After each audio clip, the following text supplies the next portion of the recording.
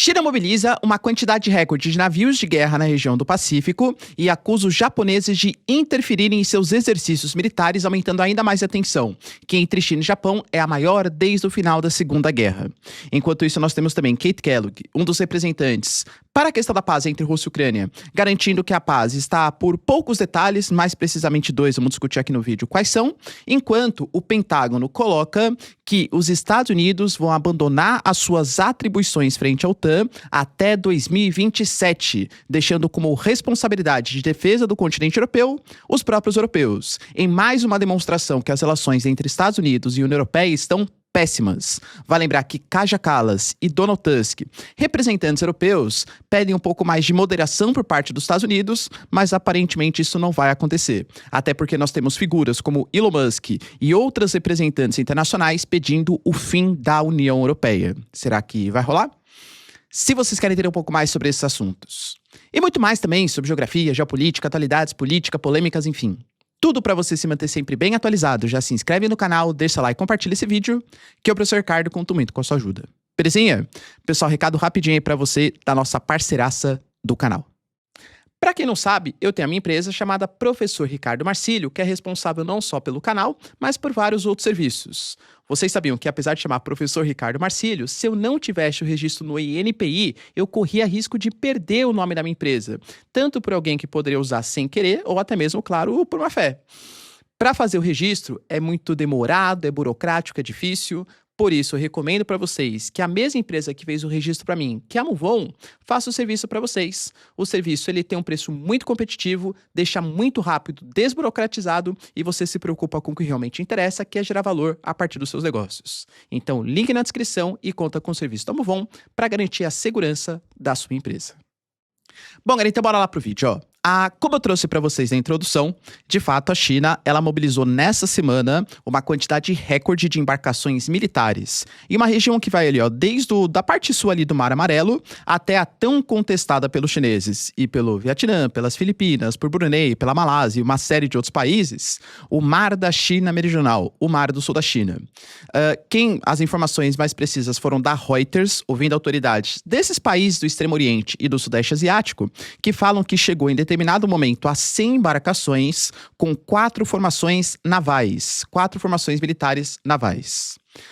É um momento de muita tensão, tanto pela questão em Taiwan. A gente sabe que hoje o governante de Taiwan, o Lai Ching-te, ele tem uma postura bastante separatista, né? Então, de independência de Taiwan como a República da China, um país que não pertence à República Popular da China, quanto também pela questão das relações conturbadas entre China e Japão.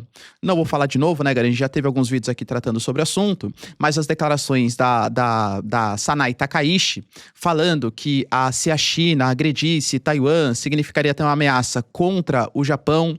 A China considera isso como uma insubordinação, ainda mais vindo do Japão, que foi o país que invadiu tanto a região da Manchúria como também Taiwan, no contexto ali pré-Segunda Guerra Mundial. Então, é óbvio que soa como se fosse uma espécie de imperialismo. E mesmo quando os chineses, eles alegam, né, eles estão fazendo esses exercícios militares aqui, eles alegam que são em regiões que pertencem, ou são águas internacionais, ou pertencem à China. No caso, por exemplo, do Estreito de Taiwan, que tiveram ali embarcações militares, é uma região que para a China não é. Estou invadindo, fazendo exercício militar contra Taiwan, não. Porque Taiwan é uma ilha que pertence à República Popular da China, né? Então não seria ingressão contra outro país. Na questão do Mar da China Meridional, tem outro problema, porque a gente sabe que a ONU fala que até 200 milhas náuticas do seu litoral você tem direito à sua zona econômica exclusiva, só que no caso do Mar da China Meridional, os chineses não reconhecem isso como verídico, alegando que historicamente realizam comércio, eles inclusive criam ilhas artificiais, instalam bases militares e alegam que tem direito à soberania de todo o Mar da China Meridional, então também seria direito do mar chinês. Fato é, galera, que o Japão demonstrou preocupações. Taiwan falou, por exemplo, que o Xi Jinping, né, o Lai Ching-te, colocando que o Xi Jinping deveria cumprir as suas responsabilidades como grande potência e exercer moderação nesse momento conturbado do Extremo Oriente e Sudeste Asiático. Só que nós tivemos denúncias da China, alegando que o Japão viu ali as movimentações, exercícios militares que a China teria direito de fazer e mesmo assim causou interferências com aeronaves militares. prejudicando o cumprimento normal dos exercícios que os chineses fariam. A China já prometeu que algum tipo de resposta vai ser dada. Professor, qual a resposta vai ser? Não sabemos, mas saiba que não é, assim, coincidência, né? Nesse momento de grande tensão, declarações, polêmica, China, Japão e Taiwan, que esses exercícios militares aconteçam. Além disso, Gara, tivemos também uma notícia importante relacionada ao Keith Kellogg, que é um dos representantes para o estabelecimento da paz entre Rússia e Ucrânia. E lembrando que os Estados Unidos, eu diria que é quase como se fosse o policial bom e o policial malvado, né? Entre aspas. São dois representantes que pensam muito diferentes. O Keith Kellogg, ele é um general que eu diria que ele tem um pensamento dos Estados Unidos mais pró-Ucrânia. Então seria mais defensor dos interesses ucranianos, tanto que os russos não reconhecem como negociador. E tem o Steve Witkoff, que aí sim, junto com o Jared, né, que é o genro do Trump, seria o cara um pouco mais pró-Rússia, que nesse momento até tá ganhando muito mais importância do que o Keith Kellogg. Então, quando é para negociar com os ucranianos, geralmente é o Keith Kellogg. Quando é para negociar com os russos, geralmente vai o Steve Witkoff. E o Keith Kellogg, ele tá perdendo um pouco relevância, a gente já vem discutindo isso aqui no vídeo, né? Que os Estados Unidos estão com uma postura muito mais pró-Rússia nesse momento, até pelas conquistas que a Rússia vem conseguindo no campo de batalha, seja na região próxima de Kupiansk, Kharkiv acabou de atacar uma barragem, por exemplo, avançou também Pokrovsk, que é importante para domínio de Donetsk, e o Keith Kellogg já anunciou que para 2026 ele vai abandonar suas atribuições, muito possivelmente porque viu que o seu pensamento um pouco mais pró-Ucrânia não estava sendo respeitado pelos americanos. Mas ele falou uma boa notícia. A gente sabe que em Miami estão acontecendo negociações entre representantes ucranianos e representantes dos Estados Unidos. E aparentemente a coisa está muito próxima de um acordo. Keith Kellogg falou. Ele fala que só tem 2 pontos que ainda apresentam grandes discordâncias, que é a região de Donbass, se a Ucrânia vai ceder o território, se vai aceitar a ocupação russa e congelar, ou se vai abandonar os militares, vai tirar os seus militares, fazer com que a Rússia avance nas regiões que não foram dominadas de Donbass, mas não vai reconhecer para no futuro travar uma nova negociação. As garantias de segurança, aparentemente os americanos estão colocando, isso é um ponto importante, mas existem divergências, tanto na questão do que fazer na usina de Zaporizhia, que é a maior usina nuclear do continente europeu.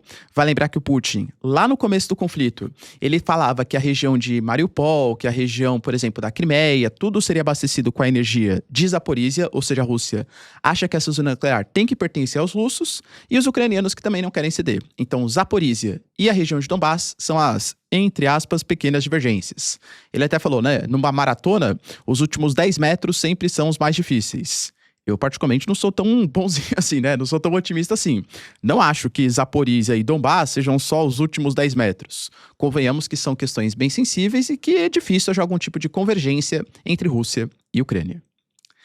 Além disso, a gente vem tratando aqui no canal como os Estados Unidos estão mudando a sua postura em relação à OTAN e principalmente em relação à Europa.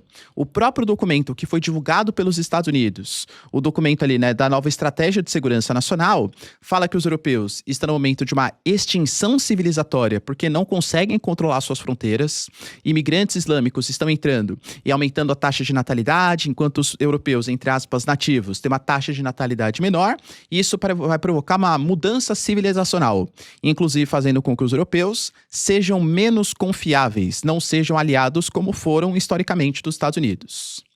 Isso representa menores investimentos militares, os Estados Unidos estão tirando tropas da Europa e a gente teve o anúncio feito pelo Pentágono em uma reunião que aconteceu essa semana em Washington, que os Estados Unidos estão abandonando as suas funções de defesa convencional na OTAN até 2027.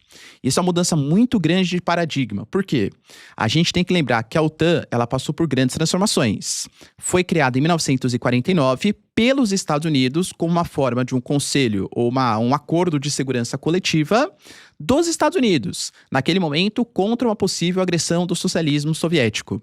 Quando acaba a Guerra Fria pós-década de 90, a OTAN, que supostamente era uma aliança de defesa contra o socialismo soviético, ela passa a se comportar de maneira cada vez mais agressiva. Independente se você concorda ou não, faz ali ações na Líbia, faz ações, por exemplo, no Iraque, faz ações, por exemplo, na Iugoslávia, que eram países que não tinham nenhuma relação com a OTAN e também que não atacaram os países da OTAN. Era meio que a OTAN passou a ser uma espécie de braço armado, dos Estados Unidos, e defendendo os interesses da Europa Ocidental.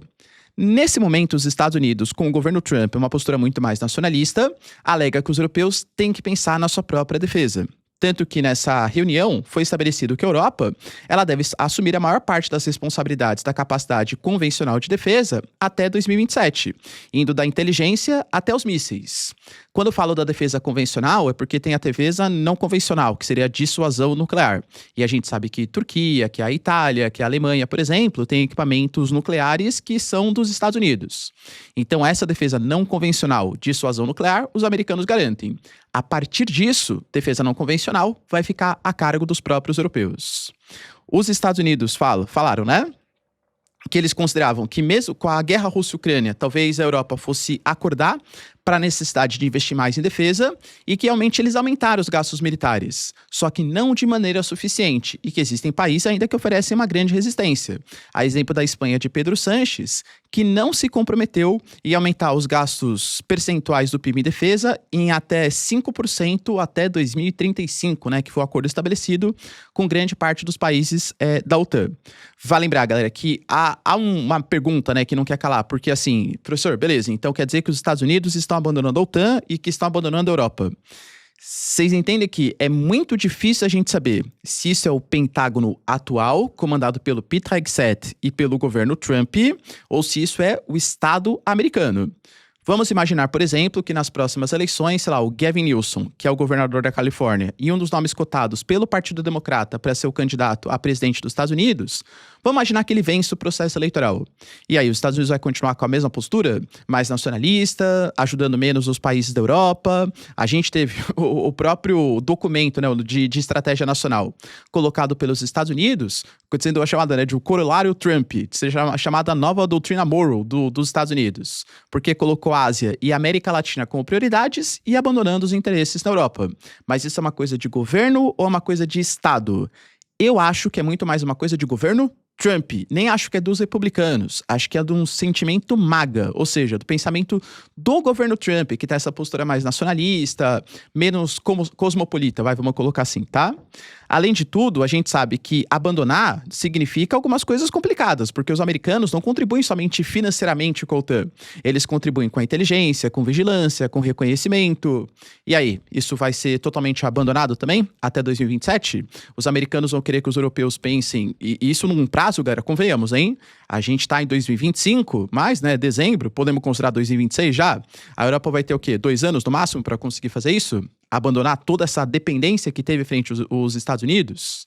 Eu acho que é super importante para a Europa, porque os países meio que se acomodaram, vamos ser sinceros, né? Com a OTAN, isso é verdade. E quando você depende totalmente de outro país para garantir a sua defesa, a sua soberania, você está na mão daquele outro país. Existem pontos que você não pode deixar totalmente na mão de outros territórios. O meu país não produz alimentos porque alimento não gera muito dinheiro. Beleza, aí uma situação de guerra. E aí, sanções econômicas. Seu país morre de fome? Então você precisa ter algum tipo de soberania alimentar. Soberania energética. Os europeus sentiram bastante isso também. Não, fica tranquilo, a gente vai importar gás, petróleo dos russos. Começa a guerra Rússia-Ucrânia, as sanções, os europeus vão ter que queimar carvão, poluindo muito mais a atmosfera ou comprar energia 5 vezes mais cara, que gerou inflação, crise econômica e por aí vai. Depender muito do setor militar, eu diria que é ainda mais problemático, né? Principalmente no momento em que o mundo faz essa nova corrida armamentista. Então, é a postura dos Estados Unidos.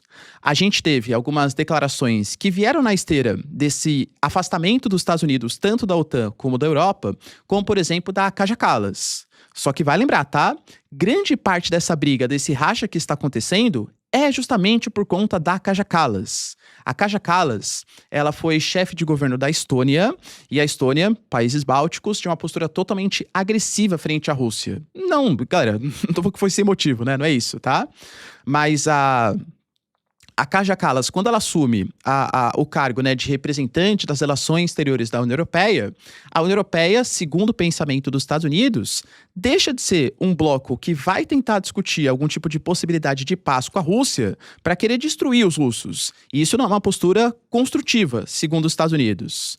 A gente teve a própria mídia, né, o The Telegraph, colocando que os Estados Unidos, de maneira pejorativa, falam que a Kaja Kallas ela promoveu a estonização da União Europeia. Ou seja, uma postura totalmente belicista, agressiva junto aos russos e que não pensa numa construção coletiva de um processo de paz. E que isso também estaria ajudando a afastar os Estados Unidos da Europa.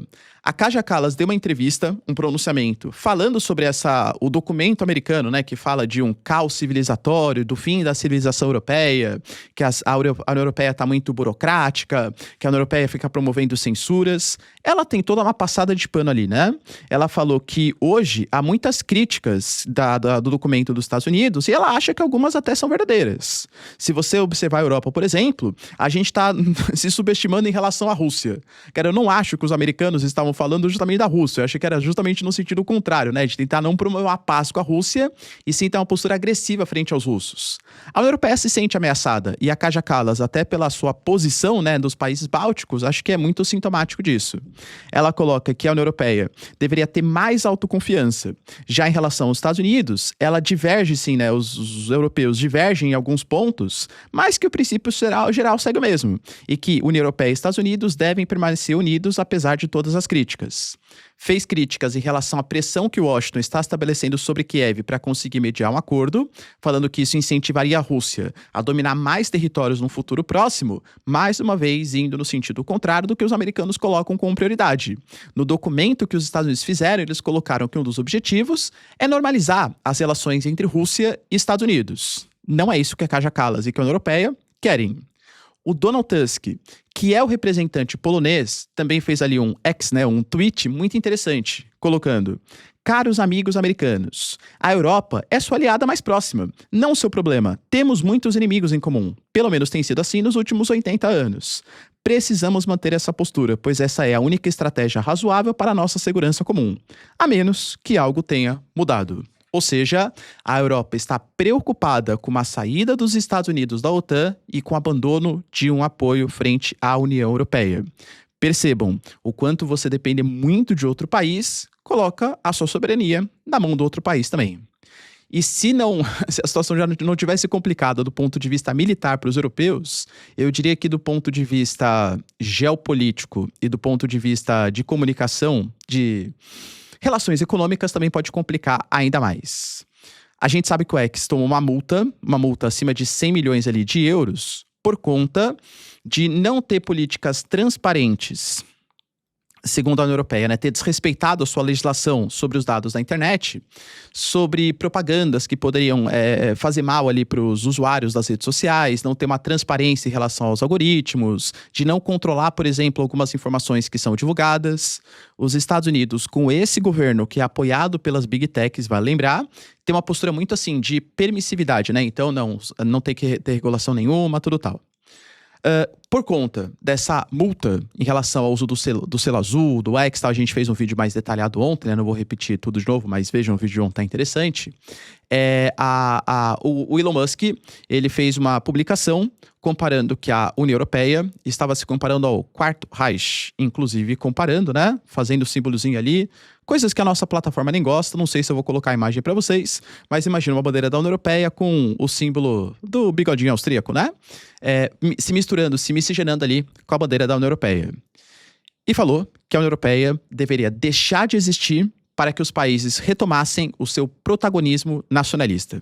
E vale lembrar que esse é um movimento que a gente chama de os eurocéticos, crescente nos Estados Unidos com toda certeza, mas também em alguns países da União Europeia. O próprio Reino Unido, o Brexit, talvez seja o símbolo máximo do que foram os eurocéticos. A crença que um bloco econômico da União Europeia, tudo bem. Agora, quando a gente estabelece uma União Europeia mais complexa, a ideia de ter um tribunal comum, um parlamento europeu, um conselho europeu, uma comissão europeia, e a ideia de uma integração cada vez maior, principalmente a partir do Tratado de Lisboa, que confere muito mais poder ao próprio poder legislativo europeu frente aos parlamentos nacionais, isso talvez não seja válido. O Nigel Farage, por exemplo, que é um representante britânico, né, que militava ali pela causa do Brexit, ele falava, não entenda errado. Nós, britânicos, não odiamos a Europa, nós amamos a Europa. A gente odeia a União Europeia e as suas instituições. os meus antepassados não pensaram em uma bandeira comum, um hino comum, um exército comum. Pensaram em uma livre circulação de mercadorias. E não é isso que a União Europeia está se tornando. Então, hoje, existe uma crítica muito forte de algumas lideranças americanas em relação a essa postura mais cosmopolita da União Europeia. Só que será que é coincidência? No mesmo dia que o Elon Musk publicou isso, a gente teve o Kirill Dmitriev publicando também, o Dmitry Medvedev também publicando, Alexander Dugin, que é um ideólogo ali da Rússia, também publicando. Será que o Elon Musk estaria em coordenação com os russos para uma destruição da União Europeia? Deixo aqui para vocês, tá, galera? Deixo aqui, ó, suspeição sobre os fatos. A Polônia respondeu, o ministro das Relações Exteriores, de um jeito, no mínimo, curioso. Falou assim, Elon Musk, você tá reclamando, né, da nossa postura? Vá para Marte. Lá em Marte, por exemplo, não tem nenhum tipo de censura contra quem fica fazendo gestos nas... E por aí vai, né? Se referindo a quando o Trump foi eleito, o símbolo que o Elon Musk fez, que ele falou que não foi, enfim, toda aquela discussão, se ele tá fazendo uma apologia ao NAS, enfim, né? Ou se não estava. Ou seja, a relação Estados Unidos-Europa está péssima. Beleza, pessoal? Deu para entender os principais acontecimentos? Se vocês curtiram o vídeo, então, ó, já deixa o like, se inscreve no canal. Tamo junto, beijos, abraços e tchau, tchau.